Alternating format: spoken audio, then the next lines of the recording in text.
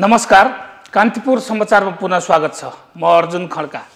भारत र EU बीचको Brussels स्टेटमेन्टपछि स्वाभाविक रूपमा नेपाली राजनीति तरङ्गित भएको छ। यति बेला अघिल्लो महिना दिल्ली भ्रमणबाट फर्कँदा प्रधानमन्त्री केपी शर्मा ओलीले भारतसँगका सबै असमझदारी हटेको बताउनु भएको थियो, तर भारतीय पक्षको व्यवहारमा त्यो देखिएन। यो स्टेटमेन्टलाई कसरी लिनुपर्छ? के फेरि नेपाल र भारत बीचको सम्बन्धमा सङ्कट आउन लागेको हो? आज हामी यिनै प्रश्नको जवाब खोज्ने प्रयास गर्दैछौँ। हामीसँग हुनुहुन्छ परराष्ट्रविद दीपक प्रकाश भट्ट। स्वागत छ यहाँलाई। धन्यवाद। ब्रसेल्समा एउटा अन्तर्राष्ट्रिय फोरमलाई प्रयोग गर्दै भारतले जुन कदम चाल्यो 2 दिन 3 दिन अगाडि, कसरी लिने यसलाई? यो तपाईले अघि विषय उठान गर्दा पनि भन्नुभयो, सम्माननीय प्रधानमन्त्री केपी ओलीजीको भारत भ्रमणमा अब स्वाभाविक रूपमा उहाँले भ्रमण सफल भएको भन्नुभयो। म त्यति बेला पनि केही क्रिटिकल थिएँ। सफल भएको कुराको लागि त संयुक्त विज्ञप्ति नै नआउनु पर्याप्त थियो, त्यो त्यसरी इङ्गित गरिएको थियो। तर पनि जुन चिसोपना आएको थियो सम्बन्धमा, त्यसलाई अलिकति सकारात्मक दिशातर्फ लैजानका लागि पहल भयो उहाँको तर्फबाट, त्यो सही थियो। तर भारतले नेपालमा नाकाबन्दी किन लगायो भन्ने कुराको कारण हामीले खोतेलेनौँ नि, त्यहाँ छलफल भएन नि, वा हामीले त्यो प्रश्न उठाएनौँ र त्यो अनुत्तरित नै रह्यो। नेपाली जनताको प्रश्न थियो, प्रधानमन्त्रीले भिजिटमा उठाउनु पर्थ्यो वा त्यो लेभलको ढङ्गले उठ्नु पर्थ्यो, त्यो विषय छलफल हुनु पर्थ्यो। नउठेपछि भारतको अन्तर्मनमा वा भारतका प्रधानमन्त्री मोदीको मनमा जे कुराहरू छन्, पहिलादेखि जे उहाँलाई रिपोर्टिङ भएको छ, ती सबै कुराहरू मनमा अझै पनि छन् र भोलिका दिनमा पनि रहनेछन्। त्यति बेला हामीले थाहा पाएको त भारतीय पक्षले पब्लिकली थाहा भएको संविधान जारी भयो, त्यसपछि उनलाई चित्त बुझेन भन्ने हो। त्यहाँ जोइन्ट स्टेटमेन्ट जारी गर्ने नगर्ने भन्नेमा भारतले नेपालको संविधानलाई स्वागत गर्नुपर्छ भन्ने नेपाली पक्षको जोड रह्यो, त्यही कुरामा नमिलेर भनेर त आउट त्यतिखेर सार्वजनिक होइन। त्यो नआउँदा नै भारत भ्रमण सफल भयो भनेर भनिहाल्ने, किनकि स्वागत गरेन भने मनमा कहीँ न कहीँ कुरा त बाँकी छ। त्यो कुरा बाँकी कहाँ छ त भन्दाखेरि 12 बुँदे समझदारीमा म एउटा मेजर इन्टरनेसनल प्लेयर हो, स्टेक होल्डर हो, र खास गरी दक्षिण एसियामा सबै देशका आन्तरिक मामिलामा सक्दो ठाउँमा, अब पाकिस्तानमा उसले सक्दैन अलग कुरा हो, भारतले नभए अरू सबै सक्ने देश जतिमा उसले आफ्नो छाता, आफ्नो प्रभाव त्यो बनाइराख्न चाहन्छ र त्यो बनाइराख्ने क्रममा अब उसको मात्रै कमजोरी त दोष हामीले बेला बेला लगाउँछौँ, तर त्यो हामीले पनि आफूलाई पनि हेर्नु पर्यो, आफ्नो पनि पुनर्मूल्याङ्कन गर्नु पर्यो दलहरूले, नेताहरूले, किनकि अन्त जानै पर्दैन। 16 बुँदे समझदारीदेखि अगाडि बढेको नेपाली काङ्ग्रेस माओवादी फोरम लोकतान्त्रिक र नेकपा एमालेको यात्रामा विराम लाग्यो नि। सुशील कोइरालाले चाहिँ प्रधानमन्त्रीको उम्मेदवार बन्नुभयो नि, कि देशलाई अगाडि लैजानका लागि त्यही एउटा कुरो धेरै बोल्दैन र हामीलाई। यो भयो भित्री कुरा, पछि आउँला यसमा। ब्रसेल्समा भारतीय पक्षको लबिङ हाबी भएको हो? एकदमै। त्यहाँ भन्दा पहिला त युकेमा भयो नि त, किनकि ब्रिटेनको भ्रमणमा त्यति बेला पनि संयुक्त वक्तव्यमा नेपालको प्रसङ्ग उल्लेख गरेर त्यहाँ केही समस्याहरू समाधान भएका छैनन्, त्यसलाई चाहिँ छिट्टै समाधान गरिनेछ भन्ने कुरा त्यहाँ पनि मेन्सन भएको थियो नि। त्यो त आजभन्दा 3 महिना पहिलाको कुरा हो। त्यसपछि त्योभन्दा पहिला पनि युएनमा जेनेभामा 2 चोटि कुराहरू उठ्यो। दुवैचोटि कुरा उठ्दा पनि हामीले प्रतिक्रिया मात्रै जनायौँ, आफ्नो तर्फबाट हुनुपर्ने लबिङ। त्यसपछि भारतका प्रधानमन्त्री कहाँ कहाँ भ्रमणमा जाँदै हुनुहुन्छ, किनकि EUको यहाँ भएको एम्बेसडरले त्यो सङ्केतहरू पनि गरिसक्नु भएको थियो। त्यो कुरालाई हामीले आफ्नो ढङ्गबाट लबिङ हाम्रो पुगेन कि अब यहाँ यो खाली सङ्केत हामीले पाइसकेका थियौँ, सङ्केतहरू आइसकेका थिए। तर त्यो भएपछि नेपाल जो पछि भइसकेपछि त्यसको खण्डन गर्न, त्यसको स्पष्टोक्ति दिन जो छिटो छिटो अग्रसर भयो, त्योभन्दा अगाडि हामीले यो स्थिति आउन नदिन हाम्रा पनि कूटनीतिक च्यानलहरू थिए नि, त्यो पर्याप्त होमवर्क गरेन? होइन, अहिलेसम्म हाम्रो परराष्ट्र नीति सञ्चालनको शैली नै त्यही हो। हामी क्रियात्मक हुन्छौँ, अर्थात् रेस्पोन्स गर्छौँ, तर सन्तुलित भएर धैर्य राखेर भित्री ढङ्गले हामी तयारी गर्दैनौँ, मसिनो गरी। र जहाँ पनि हाम्रो त्यस आधारमा पछि अब रियाक्टिभ हुन्छ नि, रियाक्सन मात्रै दिने हामी गरिरहेछौँ।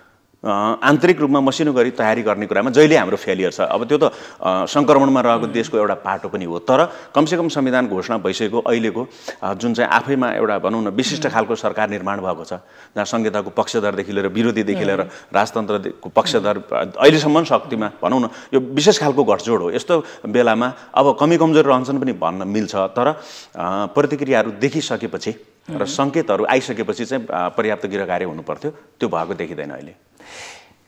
के चाहन्छ त भारत अन्तर्राष्ट्रिय फोरमहरूलाई प्रयोग गरेर? पहिले UN लाइन एजेन्सिजहरूले नेपालमा मानवीय सङ्कट आयो, नाकाबन्दीको कारणले भनेर कतिपय अवस्थामा बोलेका थिए। त्यो उसको दागलाई मेटाउने प्रयास मात्रै हो कि नयाँ ढङ्गले फेरि उसले नेपाल मामिलालाई हेर्न चाहेको? नयाँ मामिलाले आफ्नो छिमेकीहरूसितको सम्बन्ध विस्तार गर्न चाहेको, पुनर्मूल्याङ्कन गर्न चाहेको भारतले देखिँदैन। जुन कोलोनियल लिगेसी भनिन्छ नि, औपनिवेशिक मानसिकता, ब्रिटिसहरूले त्यहाँ सरकार सञ्चालन गर्दा उनीहरूलाई जसरी दमन गरेको थियो त्यसरी नै छिमेकीहरूसितको मानसिकतामा हामी ठुलो देश, हामी ठुलो सार्वभौम सत्ता भएको देश, ठुलो जनसङ्ख्या भएको देश, विश्वको सबैभन्दा ठुलो डेमोक्रेसी भनेर दम्भ देखाउने, तर साना छिमेकीहरूसित थिचोमिचोको व्यवहार गर्ने, त्यो औपनिवेशिक मानसिकताबाट भारतको शासकवर्ग, त्यहाँको परराष्ट्र नीति सञ्चालनकर्ता, त्यहाँका एजेन्सीका मान्छेहरू त्यो कोही पनि मुक्त भएका देखिँदैनन् आजसम्म। खास गरी पछिल्लो 6.5 दशकको मानसिकता हेर्दा, किनकि त्योभन्दा पहिला त ब्रिटिसहरूले उनीहरूलाई थिचोमिचो गरेका थिए। त्यो व्यवहार चाहिँ तपाईँ श्रीलङ्कामा तमिलहरूलाई उचालेको, उनीहरूलाई ट्रेनिङ दिएर फेरि उनीहरूका विरुद्ध दमन गर्न हिँडेको, त्यो बङ्गलादेशको हकमा पनि त्यही देखिन्छ। इन्डिपेन्डेन्समा सहयोग गर्ने, पछिका दिनहरूमा एउटा पार्टीलाई उचाल्ने, बङ्गलादेशबाट भुटानतिर आयो भने त्यहाँ पनि त्यही देखिन्छ। पछिल्लो चुनावमा त्यहाँ ब्लकेटै गरेको थियो। हामी कहाँ पनि प्रत्येक बेला कसरी पार्टीहरूभित्र खेल्न सकिन्छ र अनेक राजनीतिक दल, अनेक जाति, जस्तो इन्दिरा गान्धीको बेलामा हेर्नुभयो भने, किनकि ब्रिटिस गोर्खादेखि पछिल्लो समयमा इन्डियन गोर्खामा त भर्ती हुन जाने त पहाडी जनजाति समुदाय हो। त्यो जनजाति समुदायलाई चाहिँ त्यति बेला हातमा लिने प्रयास गरेको देखिन्थ्यो। अहिले त्यति बेला मधेसको जागरण र त्यसरी भएको थिएन, उनीहरू अधिकारका लागि उठिरहेका थिएनन्, त्यो सचेतनता त्यहाँ थिएन, त्यहाँ चाहिँ त्यति बेला उठेको थिएन। त्यति बेला चाहिँ उनीहरू नै प्रिय मानेको कुराहरू उनीहरूले गर्ने गर्थे। अहिले चाहिँ मधेसलाई उचालिरहेको छ। त्यसकारण सानो देशहरूलाई विश्वासमा लिएर विश्व शक्ति बन्न सक्छु भन्ने मानसिकता अहिलेसम्म भारतको शासकवर्गमा देखिँदैन र त्यो नै उनीहरूको नीतिगत कमजोरी हो। भारतको भोइसमा होमा हो मिलाउँदै EU जो अगाडि बढ्यो, शोभनीय छ EU को लागि? छैन, EU को लागि पनि छैन। योभन्दा पहिला ब्रिटेनको लागि पनि थिएन, संयुक्त राष्ट्रसङ्घमा उठाउँदा त्यो पनि थिएन र एक ढङ्गले क्रिटिकल भएर सुरुमा अमेरिकाले बोल्दा त्यो पनि थिएन। त्यहाँदेखि कसैले पनि नेपालमा जनताबाट निर्वाचित, किनकि डेमोक्रेसीको कुरा गरिरहेछौँ र मलाई लाग्छ अमेरिका, ब्रिटेन, इन्डिया यिनै देश हुन् जसले चाहिँ हामी त दुई खाले राजनीतिक शक्ति सञ्चालनका माध्यम भएका देशको बिचमा छौँ नि, दुईवटा फरक सभ्यता र फरक राजनीतिक प्रणालीका बिचमा छौँ नि। र नेपालमा कम्युनिस्ट पार्टीहरूको अहिले पनि बाहुल्यता छ। दुनियाँभरि नै हेर्ने हो भने सबभन्दा स्ट्रङ मुभमेन्ट देखिन्छ बाहिरबाट हेर्दा त, भित्र अब हामी छौँ रियल सन्दर्भमा पनि त्यो देखिन्छ। तर त्यस्तो भइरहँदा पनि डेमोक्रेटिक सेटअपबाटै हो नि त यो त सबै भइरहेको त। जनताको बिचमा गएर निर्वाचन गरेर सबै प्रणालीबाट अगाडि बढेको खण्डमा पनि जनताको सार्वभौम सत्ता भनेको त आखिर त्यही निर्वाचनबाट संसदमा पुग्ने हो, संविधान सभामा पुगेको। त्यसलाई कार्यान्वयन गर्नका लागि त्यहाँ चाहिँ 90देखि बढी प्रतिशतले चाहिँ भोट हालिसकेपछि त्यसलाई चाहिँ विरोध गर्नका लागि लबिङ गर्दै हिँड्नु र त्यसका पक्षमा उभिनु र त्यसलाई चाहिँ होइन रिभ्यू गर्ने कुरा त नेपाल सरकारले भनेकै छ नि। संविधान संशोधनको प्रक्रिया पनि अघि बढिसक्यो, पहिलो संविधान संशोधन हामीले गरिसक्यौँ र केही छन् भने फेरि वार्ता गरौँ भनेर सरकारले वार्ता कमिटी पनि बनाएकै छ। अनि वार्ता गर्नुभन्दा पहिला नै निष्कर्षमा पुग्ने खालका कुरा गरेर यो हुन्छ भने आउँछौँ, होइन भने आउँदैनौँ भनेपछि त त्यो त मेरो गोरुको बाह्रै टक्का भयो। कसरी समाधान निस्किन्छ त नि? अर्को हामी त धेरै बुझ्ने भएनौँ। तपाईँहरू जस्ताको कुराहरू सुनेका आधारमा भन्नुपर्दा भारतको एउटा ठुलो हिस्साको चाहना नेपाल हिन्दू राष्ट्र होस् भन्ने छ। अर्को EU चाहिँ अहिलेको अवस्था, धर्मको बारेमा अहिलेको अवस्थाको कन्टिन्युटी चाहन्छ। यो दुईटा अलि फरक हिसाबका शक्तिहरू यो कसरी एक ठाउँमा आइपुगे त? अब खास गरी अहिले विश्वको बढी सम्बन्धहरूको यसो केलाउने हो भने त्यहाँ आर्थिक सम्बन्धहरूले बढी काम गरेको देखिन्छ, ट्रेडदेखि लिएर अरू कुराहरू। र अर्को कुरा अस्थिरता बनाउनको लागि दुईटाको बिचको इन्ट्रेस्ट मिल्ने कुरा त आफ्नो ढङ्गले मिल्ने नै हो। हिजो माओवादी र दरबारको पनि केही बेला इन्ट्रेस्ट मिलिरहेको थियो। त्यति बेलाको संवैधानिक राजतन्त्र भएको प्रजातन्त्रलाई कमजोर गर्न हामीले हेऱ्यौँ भनेपछि स्ट्राटेजिक इन्ट्रेस्ट त मिल्छन् कयौँ बेलामा, किनकि दरबारलाई पनि त्यो खालको प्रजातन्त्र मन परेको थिएन, माओवादीले पनि त्यो खालको प्रजातन्त्रलाई रिप्लेस गर्नु थियो। मिले जस्तै अहिले नेपालमा दुईटै शक्तिको यो अस्थिरता कायम राखिराख्ने, खास गरी चीन तिब्बत र दुईटा यो महाशक्तिको भोलि बन्ने प्रतिस्पर्धामा आफ्नो ठाउँ बनाइराख्नका लागि युरोपियन युनियन, त्यसै आधारले एक हदसम्म अमेरिका र एक हदसम्म भारत, आफूले लोकतान्त्रिक दुनियाँ भन्ने र समग्र विश्वको लोकतन्त्रको ठेका लिने भन्ने खालको मानसिकताभित्र चाहिँ खेल्ने प्रयास भइरहेको हुन्छ। र भारतले हामी कहाँ सम्बन्धमा कहिलेकाहीँ सोध्ने गरिन्छ नि, के हो त भारतले चाहेको, भारतको शासक अर्थात् भारतले के चाहन्छ नेपालमा भन्छ, अस्थिरता चाहन्छ, प्रमाणित भएको कुरा हो। यो बेइजिङमा जो पारवहन सम्झौता भयो नेपाल र चीन बीच, बेइजिङको असर ब्रसेल्समा देखियो भनेर बुझ्न सकिन्छ? होइन, रिबाउन्ड त्यसरी नै देखिन्छ अहिले, किनकि यद्यपि भित्र चलिरहेकै थियो, भारत भ्रमणको कुरा पनि हामीले गऱ्यौँ होइन, त्यहाँ पनि सबै कुरा त्यसरी आएको थिएनन्। अनि त्यसपछि बेइजिङ भ्रमणमा मलाई लाग्छ नेपालमा इन्डियाका मिडिया जति, बुद्धिजीवी जतिको मेजोरिटीको कुरा हेऱ्यौँ भने चाइना कार्ड भन्छ, जबकि नेपालले चाइना कार्डको कुनै कुरा सन्दर्भ नै छैन, किनकि हामीले कार्ड खेलेर हामी कहीँ पार लाग्दैनौँ, कहीँ पुग्दैनौँ पनि। यो त के अहिले चाइना जसरी राइज भएको छ, विगत 2000 वर्षको हिस्ट्री हेर्यो भने त्यसमा 100 वर्षसम्म त भारत र चीनले नै दुनियाँको अर्थतन्त्रलाई डोमिनेट गरेको छ। पछिल्लो 300 वर्ष मात्रै हो अमेरिका युरोपको पश्चिमा मुलुकहरूले डोमिनेट गरेको भने, त्यसमा त यी दुईटै देश थिए, फेरि दुईटै राइज भइरहेका छन्। र त्यस्तो अवस्थामा के चाइना यसरी राइज भएर आइरहेको अवस्थामा नेपाल योभन्दा पनि समुन्नत अवस्थामा वा एकदमै गरिब अवस्थामा भए पनि हामी के त्यता बाटो खोल्ने थिएनौँ? चाइनाले त्यहाँ बोर्डरमा ट्रेन पुर्यायो भनेपछि तल पनि ल्याइदेऊ भनेर हामी भन्ने थिएनौँ?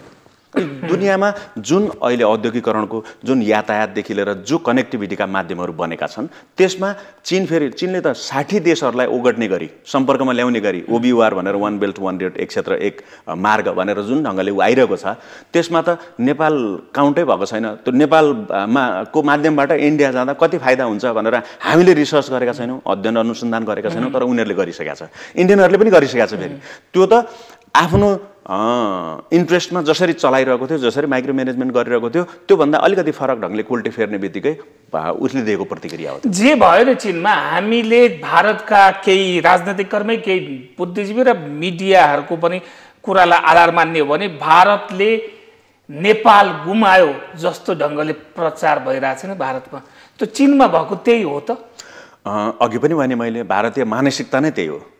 त्यो मानसिकताको कारणले त्यो प्रतिक्रिया उत्पन्न भइरहेको छ, त्यो उत्तेजक खालका त्यहाँ स्टेटमेन्टहरू आइरहेका छन्, जबकि त्यसरी आत्तिनुपर्ने कुनै कारणै छैन, किनकि भारत र चीन बीचको व्यापार नेपाल माध्यम नहुँदाबाट पनि र दुईटा मार्ग भन्ने गरिन्छ, खास गरी सिक्किमको नाथुला र उतापट्टि तपाईँको हिमाञ्चलको सिपकिला, दुईटा पास। त्यसपछि स्ट्राटेजिक पोइन्टमा चाहिँ लिपुलेकमा आएर नेपाली भूमि विवादास्पद ठाउँमा ल्याएर नेपाली भूमि जहाँ भारतले मिचेको छ त्यहाँ चाहिँ चीनले पनि हस्ताक्षर गरेको छ। त्यो प्रश्न हामीले उठाउनु पर्ने थियो, जस्तो प्रधानमन्त्रीज्यूले उठाउनु पर्थ्यो, भोलिका दिनमा पनि उठाइरहनु पर्छ, त्यो सीमाको विवादको विषयलाई अन्तर्राष्ट्रियकरण गरिरहनुपर्छ, त्यो एउटा पाटो छ।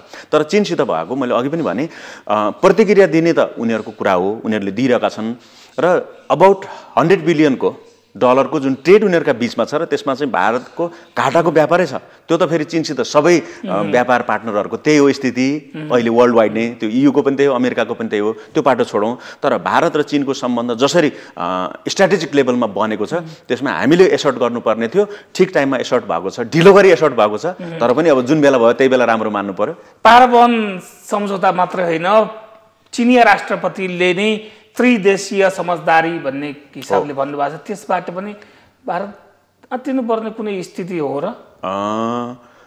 अब फेरि कुरा आउँछ, आत्तिनुपर्ने कुनै कारण छैन, त्यो चाहिँ भारतको चीनसितको व्यापारमा यदि त्यस्तो कुरा हो भने उसले त आफ्ना व्यापारिक नाका त खोलि नै रहेको छ नि। अनि हाम्रोबाट जाँदा त उसलाई ट्रान्सपोर्टेसन कस्ट कम लाग्छ, नेपालबाट 2-3वटा करिडोर भन्दा, किनकि त्यो करिडोरको कुरा आएको छ, त्यो फेरि दुईटा परमाणु शक्ति सम्पन्न अन्तर्राष्ट्रिय महाशक्ति हुँदै गइरहेका वा शक्ति रहेका देशहरूका बिचमा रहेको मङ्गोलियामा पनि यस्तै खालको डिबेट हुने गर्छ के, चीन मङ्गोलिया रसियाको करिडोर जुन बन्यो इकोनोमिक करिडोर, त्यहाँ पनि त्यस्तै उनीहरूले चाहिँ यो दुईटै ठुला देशले हामीलाई कहिले माथि उठ्न दिँदैनन् भनेर उनीहरूले थर्ड निबर पोलिसी पनि लागू गरेको हामीले बेला बेलामा सुन्ने गर्छौँ। हामीले त त्यस्तो पनि गर्न सकेनौँ, त्यो हाम्रो स्टेबिलिटी नै आएन। तर अहिले जुन त्यो इकोनोमिक करिडोरको वा त्यस्ता करिडोरहरूको सम्भावनाको कुरा छ, त्यसले तिनै देशका बिचमा सन्तुलन ल्याउँछ। नेपाल पनि यी दुईटा देशहरू विश्व शक्ति बनिरहँदा, यिनीहरू विकासको बाटोमा द्रुत गतिमा अगाडि बढिरहँदा थोरै त्यसका बासिटा पनि राम्रो सन्दर्भका लागि हामी कहाँ हुँदै गर्छन्। अब जहाँसम्म हाम्रो राष्ट्रिय हितलाई, राष्ट्रिय सुरक्षा र राष्ट्रिय हितलाई ध्यानमा राखेर हामीले उनीहरूसित सम्बन्ध बनाउने कुरा हो र त्यो सम्बन्ध बनाउँदा उनीहरूका इन्ट्रेस्टमा हामीले आघात पुर्याउनु हुँदैन भन्ने कुरामा सचेत रहेर हामीले आफ्ना नीति निर्माण जे कुरा अहिले सहमति भएको छ, ट्रेड एन्ड ट्रान्जिटको कुरा भएको छ, त्यहाँदेखि लिएर भोलिका दिनमा सम्भाव्यताका कुरा छन् होइन, इन्धनदेखि लिएर अरू तमाम क्षेत्रमा औद्योगिकरण होला, वान बेल्ट वान रोडको कनेक्टिभिटीको कुरा होला होइन, तपाईँको विद्युतीय क्षेत्रमा हुने कनेक्टिभिटीको कुरा होला, रेलको क्षेत्रमा हुने कनेक्टिभिटीको कुरा छ। यी सबै क्षेत्रमा कार्यान्वयनको पक्ष चाहिँ अब सबैभन्दा महत्त्वपूर्ण हुन्छ र त्यसको लागि फेरि अझै राष्ट्रिय राजनीतिका प्रमुख राजनीतिक दलहरू, खेलाडीहरू एक ठाउँमा मिलेर जानु चाहिँ सर्वोत्तम विकल्प हो। तर यो फेरि जहिले पनि उयो आइडियल मात्रै भयो, आदर्शको कुरा मात्रै भयो। हामी भारत पछिल्लो अवस्थामा भारतको कदमलाई लिएर, यूसँग मिलेर गरेको कदमलाई लिएर नेपाली पक्षले, नेपालले सधैँ शान्त रहने नेपालले भारतको मामिलामा प्रधानमन्त्री स्वयंले सार्वभौम सत्ता सम्पन्न र स्वतन्त्र राष्ट्र विरुद्ध, देश विरुद्ध भनेर जो प्रतिक्रिया दिनुभयो, कडा ढङ्गले नेपालले प्रतिक्रिया जनायो, यो कन्फिडेन्स चाहिँ अब नेपालीलाई आइसकेको हो। एकदमै आएको हो। यो आउनुको प्रमुख कारण पनि हामीले भारतलाई नै धन्यवाद दिनुपर्छ, जुन उसले तेस्रो चोटि नेपालमा ब्लकेट गर्यो र यो अहिले नेपालमा आएको राजनीतिक चेतना, सामाजिक चेतना वैश्विक स्तरमा विश्वव्यापीकरणले आएको फेरि त्यो नेपालमा मात्रै आयो गजबै भइरहेछ होइन, विश्वभरि नै त्यो चेतनाहरू विकसित भइरहेका छन्। अब त्यहाँ शक्ति खेलाडी राष्ट्रहरूका बीचका कारणले अरू कयौँ देशहरू अझै द्वन्द्वमा छन्, हामी त्यहाँ अलिकति निस्केका छौँ र यो निस्किरहँदा हाम्रो राष्ट्रिय शक्ति जसरी विकास भएको छ त्यसमा क्याबिनेटले नै डिसिसन गरेर भारतले गरेको र युले स्टेटमेन्ट जोइन गरेकोमा दुइटैलाई कन्डेम गरेर स्पष्टीकरण सोध्ने तहको जुन काम भएको छ एकदमै यो सकारात्मक र बधाई दिने काम भएको छ र यो सन्दर्भलाई चाहिँ स्ट्रङनेसका साथ अगाडि बढाउनुपर्छ। सँगसँगै मैले अघि पनि भने अब इम्प्लिमेन्टेसनका पाटाहरू धेरै चुनौतीपूर्ण छन् र भारतीय मानसिकता त हामीले देख्छौँ नि, जस्तो नेपालमा सदियौँदेखि बसेका मधेसी मूलका समुदायलाई चाहिँ भारतीय मूलका भन्छ भनेपछि मानसिकता हेर्नुहोस् तपाईँ, त्यो मूलका भनेर त भन्न खोजेको के हो भने आफ्नो स्टेक चाहिँ त्यहाँबाट सुरु गर्ने, आफ्नो चाहिँ इन्भल्भमेन्ट त्यहाँ देखाउने। त्यो भन्दा पनि महत्त्वपूर्ण कुरा भारत EU बीच जो भयो त्यसको पछि को होलो गरेर लागिरहने होइन। अब नेपालले आफ्ना समस्या आफैले पनि सम्बोधनको पहल गर्नु पर्यो भन्ने बुद्धिजीवीहरू नेपालभित्रै पनि धेरै छन्। मैले अघि भने नि त्यो राष्ट्रिय नेसनल रेजिलियन्स भन्छ नि, राष्ट्रिय शक्ति अहिले जुन हामीले पाएका छौँ भइरहेको छ, किनकि हामीले एउटा भारतले विरोध गरिरहँदा, दबाब दिइरहँदा पनि हामीले संविधान घोषणा गऱ्यौँ। अब त्यसलाई कार्यान्वयन गर्ने अब चुनौतीपूर्ण समयमा हामी छौँ। यो अगाडि बढ्दै गयौँ भने र राजनीतिक स्थिरता ल्याउनका लागि यस्तै खालका सङ्कीर्ण मानसिकता बोकेका त्यहाँका शासकवर्ग, एजेन्सीदेखि लिएर सब जेले म्यानेज गरिरहेको अहिलेसम्मको मानसिकता थियो, त्यसबाट हामी अगाडि बढ्नुपर्छ। र सँगसँगै हामीले त कहिल्यै पनि भारतका आन्तरिक मामलामा बोलेका छैनौँ नि। कश्मीरमा स्वतन्त्रताको माग भइरहन्छ होइन, त्यहाँ कहिले बोलेन नेपाल। गोर्खाल्यान्डको भारतीयमा नेपाली भाषी, नेपाली मूलका मान्छेहरूले गरेको आन्दोलनमा सरकारले कहिले बोलेको छैन। असमबाट नेपालीहरू लखेटिँदा पनि नेपालले औपचारिक रूपमा त्यस्तो त्यो बेला पनि कुनै इन्टरभेन्सन वा त्यस्तो कुरा गरेको छैन। अनि शरणार्थी समस्यामा पनि खुलेर बोल्न सकेन। हो शरणार्थी समस्यामा बोलेन भनेपछि थुप्रै विषय छन्।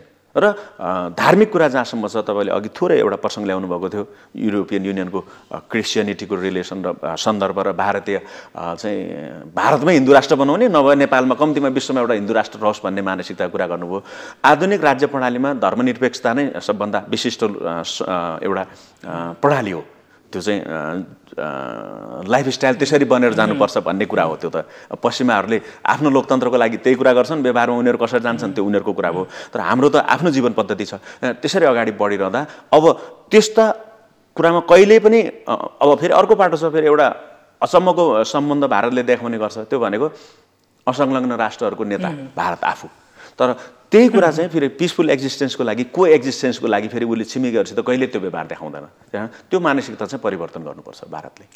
यो पछिल्ला राजनीतिक घटनाक्रमहरू, यो परराष्ट्र मामिलाका नेपाल भारत सम्बन्धका घटनाक्रमहरूले के भन्छ, के भन्नेहरू पनि देखिन्छन् भने अब नेपालको राजनीति, काठमाडौँको राजनीतिमा नि केही पाक्दैछ होइन। त्यो त फेरि संविधानको कार्यान्वयनको लागि जुन राष्ट्रिय आवश्यकता हो त्योभन्दा पर गएर यो सरकारलाई 2 वर्ष टिकाउने, यसैमा नेपाली काङ्ग्रेस आउने दिशा त हामीले भनिरहेका छौँ। किनकि नेकपा एमाले र नेपाली काङ्ग्रेस बीच संविधान सभाको पहिलो चरणमा भएको सहमति त्यतै थियो, संविधान जारी गर्दासम्म एउटा, त्यसपछि यसरी जाने भने। त्यो त जब प्रधानमन्त्रीको उम्मेदवार अहिले दिवंगत भइसक्नु भएको सुशील कोइराला बन्नुभयो, ब्रेक भयो। त्यहीँबाट ब्रेक भयो। मैले त्यही त भने अब अहिले आएका चुनौती पनि हामीले घुमिफिरी तपाईँ जुन राष्ट्रिय स्तरका तपाईँले इन्टेलेक्चुअलको कुरा गर्नुभयो, हाम्रो क्यापेसिटी, हामीले जुन क्यापेबिलिटी, जुन क्षमता हाम्रो बढेको हामीले कुरा गरिरहेका छौँ अहिले नेपालीको, र जुन स्तरमा हामीले स्टेटमेन्ट जारी गऱ्यौँ, स्पष्टीकरण सोध्ने कुरा गर्दैछौँ,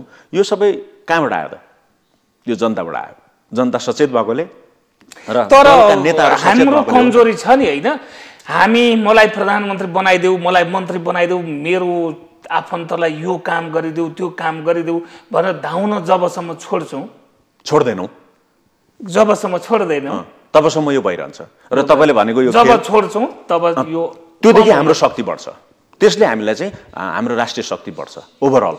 र त्यो बढाउनका लागि नबढाउन दिने खेल उनीहरूको, त्यसलाई बढाउने, बिस्तारै त्यसलाई घटाउने, आफ्नो राजनीतिक समस्याहरू समाधानमा पनि नेपाल सरकार खासै गम्भीरतापूर्वक लागेको छैन भन्ने रियालिटी मान्न सकिन्छ, किनभने आन्दोलन रोकिएको धेरै भइसक्यो, अहिलेसम्म खासै बिचमा होइन। देख्दा त यो सरकारलाई अहिलेका लागि हामीले देउला सरकारले गर्न नसकेका थुप्रै कामहरू छन्। त्यो कालोबजारीदेखि लिएर राज्य सञ्चालनमा भूकम्प पीडितहरूको समस्या सम्बोधन गर्ने सवालमा थुप्रै कुरा छन्। तर प्रशासन यन्त्र र समग्र अस्थिरताका जरो बनाएका जुन हाम्रा राष्ट्रिय अङ्ग प्रत्यङ्गहरू छन्, ती जोसुकै सरकार यसरी बनिरहँदा पनि धेरै पार लाग्ने स्थिति चाहिँ छैन, किनकि हामी त्यस अर्थमा कमजोर छौँ। ती संरचनाहरू कमजोर छन्, मानसिकता कमजोर छ। त्यो राष्ट्रिय सोच नै विकसित हुनका लागि फेरि राष्ट्रिय सहमतिको सरकारको खाँचो हो, मलाई त्यस्तो लाग्छ। हस् त, धेरै धेरै धन्यवाद। धन्यवाद। उहाँ हुनुहुन्थ्यो परराष्ट्रविद दीपक प्रकाश भट्ट। भारत युको पछिल्लो स्टेटमेन्ट र नेपाल भारत सम्बन्धको पछिल्लो आयामबारे कुराकानी गर्दै कुराकानी अहिलेलाई यति नै। कान्तिपुर समाचार जारी रहनेछ। कान्तिपुर टेलिभिजन हेर्दै गर्नुहोला। नमस्कार।